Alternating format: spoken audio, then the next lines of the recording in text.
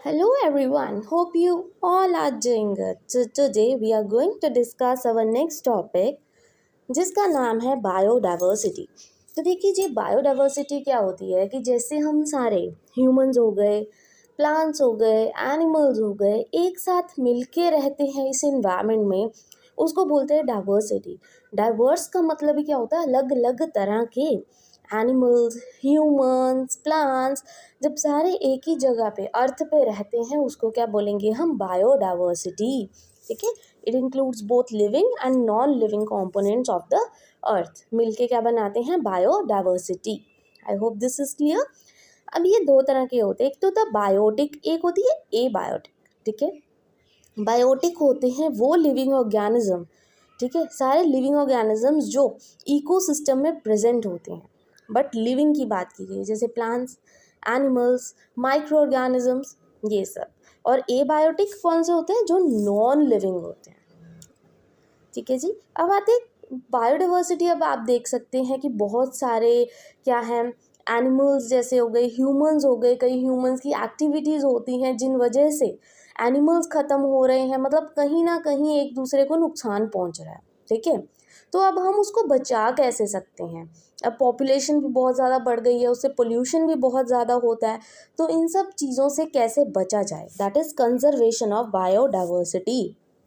ठीक है, अब इतना ज़्यादा सब कुछ बढ़ गया, पॉल्यूशन इतना ज़्यादा हो गया, हम वाइल्ड लाइफ जो एनिमल्स होते हैं उनको मारते रहते हैं।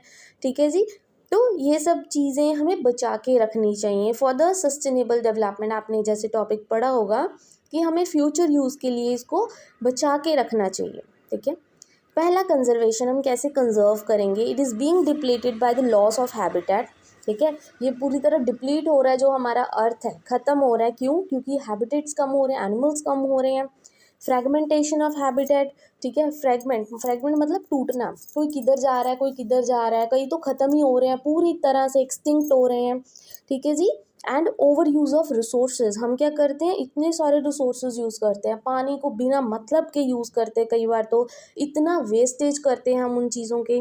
तो हमें अगर बचाना है तो इन सब चीज़ों को कम करना चाहिए। ठीक है, then poaching of wild life, हम जानवरों को मारते रहते हैं, ख़त्म करते रहते हैं उनको, तो ये भी तो गलत बात है। ठीक है, it is important to conserve the biodiversity to maintain threshold level and derive sustainable benefits, कि जो भगवान ने, नेचर ने हमें चीज़ें दी है उसका हम फ़ायदा ले सकें। फ़ायदा उठाना नहीं है, फ़ायदा लेना है, कि चलो जी थोड़ा बहुत जितना चाहिए उतना यूज़ करो, ओवर यूज़ नहीं करना, फालतू का यूज़ नहीं करना। आगे भी अब ये जो आने वाली पीढ़ी है उसके लिए भी कहीं ना कहीं ये बेनिफिशियल हो, जितनी आपकी ज़रूरत है आप उसको ले लो। ठीक है जी, ताकि वो लेवल क्या है, बना रहे प्रॉपर। देन कुछ गवर्नमेंट ने कुछ पॉलिसीज़ चलाई थी, कुछ एक्ट स्टार्ट किए थे। ठीक है, जानवरों को बचाने के लिए, पॉपुलेशन कम करने के लिए कुछ एक्ट्स हैं जो आपको पता होने चाहिए। कई बार डायरेक्ट क्वेश्चन इसमें से पूछा जाता है। फॉरेस्ट कंजर्वेशन एक्ट, मतलब फॉरेस्ट बचाने वाला एक्ट तो कब लॉन्च हुआ था, वो 1980 में। ठीक है, वाइल्ड लाइफ प्रोटेक्शन एक्ट 1972 में, environmental protection act that is 1986, biological diversity bill कब पास हुआ था, 2002 में, national biodiversity strategy action plan that is NBSAP, वो 1999 में। I hope this is clear, ये इंपॉर्टेंट है, इसको अच्छे से कर लेना। ठीक है जी, नाउ कुछ स्ट्रैटेजीज़ हैं for the conservation of biodiversity. पहले तो हमने बोला कि हमें कंजर्व करना है, उसको बचाना है। अब कौन कौन सी स्ट्रैटेजीज़ हम यूज़ कर सकते हैं उसको बचाने के लिए। पहला, poaching and hunting of wild life should be prevented, हमें जानवरों को मारना नहीं चाहिए, ये तो बिल्कुल अच्छी बात है, ऐसे ही हम बचा सकते हैं उसको। दूसरा, effort should be made to reduce the level of pollutants in the environment, कि जो हमारी इन्वायरमेंट में इतना ज़्यादा पॉल्यूशन हो गया, उन पॉल्यूटेंट्स की वजह से, उन सब्सटेंसेस की वजह से, तो हमें उनको कम यूज़ करना चाहिए। ठीक है, कम लेवल पे। Setting up the national parks and wildlife sanctuaries to safeguard the genetic diversity and their continuation, हमें क्या वाइल्ड लाइफ ओपन करने चाहिए, मीन्स पार्क ओपन करने चाहिए, ठीक है, ताकि क्या है जो जो हैबिटेट चल रहा है, हमारी जो जेनेटिक डाइवर्सिटी चल रही है, एनिमल्स, प्लांट्स, ह्यूमन, सब कुछ है ये इंक्लूड हो रहे हैं ताकि वो कंटिन्यू होता रहे, ख़त्म ना हो। क्योंकि जैसे हमने देखा है डायनासोर्स जो आपने देखे होंगे, कंगारू हो गए, ये क्या है बिल्कुल ही ख़त्म हो चुके हैं, एक्सटिंक्ट हो चुके हैं। ठीक है जी, तो बस वही चीज़ है कि हमें इनको ख़त्म नहीं करना है, आगे हम पढ़ेंगे इसके बारे में भी। अब आता है बायोस्फीयर रिजर्व।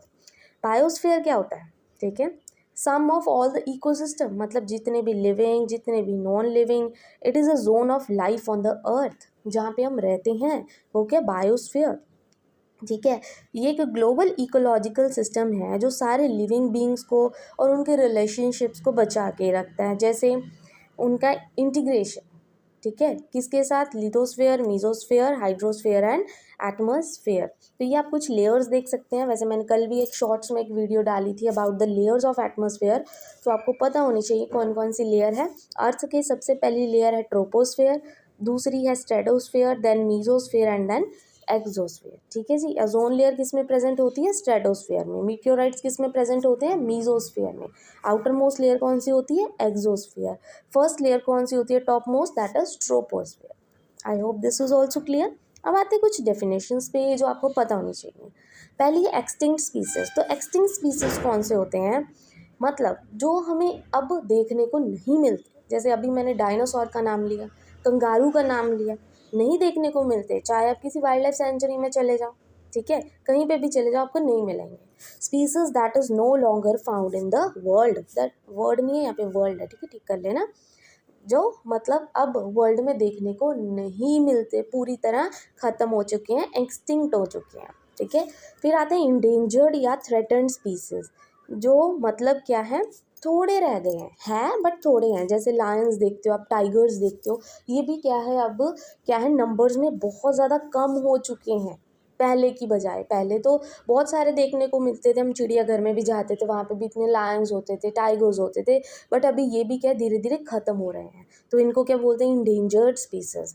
एक्सटिंक्ट तो होते हैं जो अब है ही नहीं बिल्कुल भी, ठीक है, ख़त्म हो चुके हैं टाइम के साथ साथ।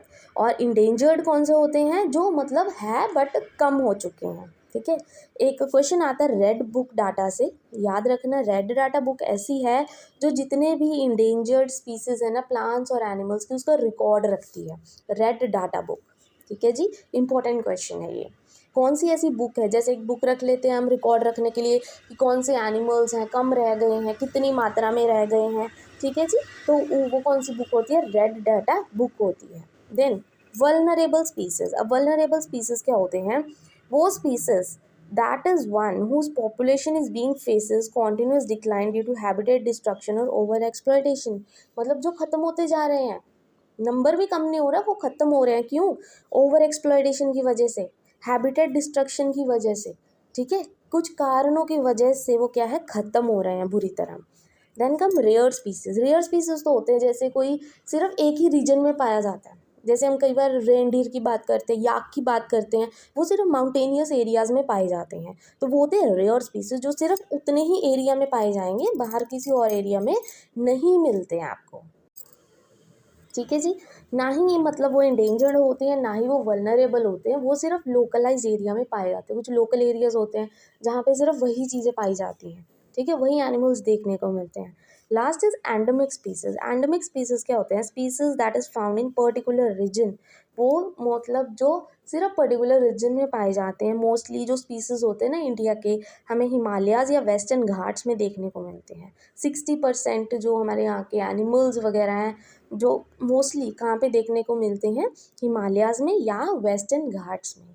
ठीक है जी, एंड ये थी आज की वीडियो। हमने एंडेमिक स्पीसीज पढ़ा, रेयर स्पीसीज, वल्नरेबल, ठीक है, एक्सटिंक्ट स्पीसीज और इंडेंजर्ड। इनमें आपको डिफरेंस पता होना चाहिए। ठीक है जी, कई बार डायरेक्ट क्वेश्चन पूछ लेते हैं वो, ठीक है, और आपको ये कुछ एक्ट्स के बारे में ईयर्स उनके याद होने चाहिए, इनमें से भी क्वेश्चन आते हैं direct. And this is all about today. और अगर आपको आज की वीडियो अच्छी लगी हो, then please don't forget to like and subscribe my channel. Thank you very much.